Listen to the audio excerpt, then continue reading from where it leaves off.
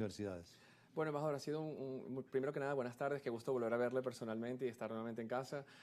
Bueno, ha sido un periplo académico, si se quiere, muy interesante, pasando por la Universidad de Ginebra, la Universidad de Leiden, en los Países Bajos, culminando mi maestría en Madrid, en la Francisco de Vitoria, y bueno, en una serie de programas también con otras universidades en Estados Unidos, que creo que es muy importante mencionar la valía que tienen estos intercambios académicos de poder conocer las perspectivas de jóvenes de todas partes del mundo, trabajar en proyectos comunes y sin lugar a dudas también pues reflexionar de los grandes desafíos que tenemos. Los jóvenes somos casi el 50% de la población del mundo, embajador, menor de 35 años, pero con una representación política muy paupérrima, ¿no? Menos del 5% de los representantes electos del mundo tienen... Inclusive las mujeres todavía no han llegado a la paridad. Absolutamente, embajador. De hecho, es uno de los grandes objetivos de desarrollo sostenible, llegar a esta paridad de género, pero también aumentar la voz de los jóvenes. De hecho, Naciones Unidas nombraba hace poco Antonio Guterres un director o subdirector adjunto para las juventudes, un primer enviado especial para las juventudes, que de hecho lo ocupa un médico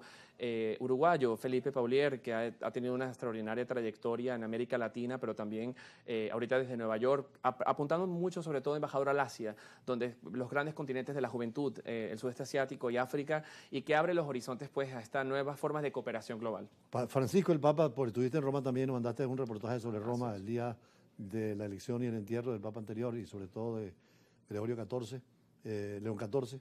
Cuando estabas en Italia, viste también toda esta ceremonia extraordinaria con jefes de Estado y jefes de gobierno. Así es, embajador. Tuve el privilegio de estar allí cubriendo el cónclave en Roma. Fue una coincidencia de la vida, embajador. Usted sabe que fuimos juntos a entregarle la revista Diplomacia a Papa Francisco en el año 2018, un hombre con una visión pues muy transformadora de la Iglesia Católica, adaptando pues o siguiendo el legado del Concilio Vaticano II y amplificándolo a los temas actuales, cambio climático. De hecho, se cumplía hoy mismo 10 años de la publicación de Laudato Si, esta primera encíclica papal de Papa Francisco, donde se aborda el cambio climático.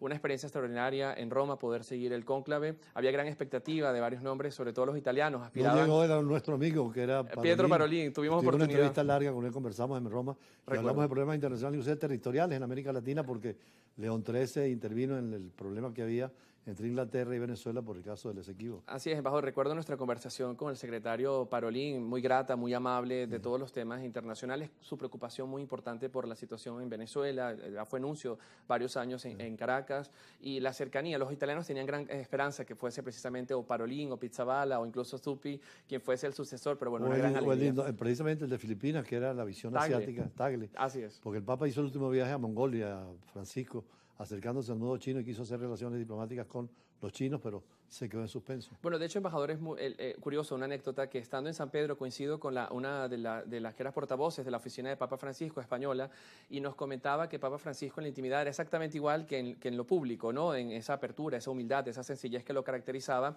pero llegaba con ideas muy disruptivas generalmente. Por ejemplo, cuando en el año 2015, en el año jubilar extraordinario, obligó prácticamente a la Santa Sede a abrir una puerta santa en la República Centroafricana. E incluso cuando Francia le dijo a la Santa Sede que no garantizaba la seguridad del sumo pontífice estando en el país, lo dijo porque el Espíritu Santo lo había guiado para hacer ello. Yo creo que Francisco entendía la transformación demográfica, los cambios sociales sustanciales que estamos transformando, y creo que el cardenal Prevost, hoy León XIV, será un puente, como lo dice Pontífice, un puente entre esta ala pues más conservadora de la Iglesia, que reclama también un retorno, si se quiere, en el dogma, pero que está abierto a escuchar, sobre todo a las diferentes facciones del hoy. Y es interesante eso del pontífice como puente, como vínculo, porque es la época, sobre todo con el presidente Trump o Putin, de poner barreras a todo, de encerrarse, inclusive varios gobiernos europeos.